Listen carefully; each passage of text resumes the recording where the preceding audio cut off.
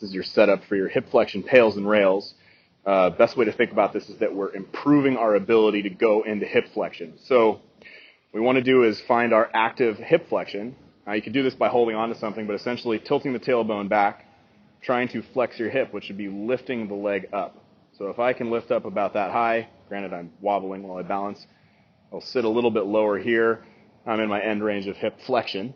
PAILs for this position is pushing the foot down and tilting the tailbone back at the same time. To intensify that, we can grab the front of the shin and try to pull our leg back. So I'm trying to pull my leg back, which I'm resisting. I'm tilting the tailbone back. I feel stretching through the front, the bottom side of my leg.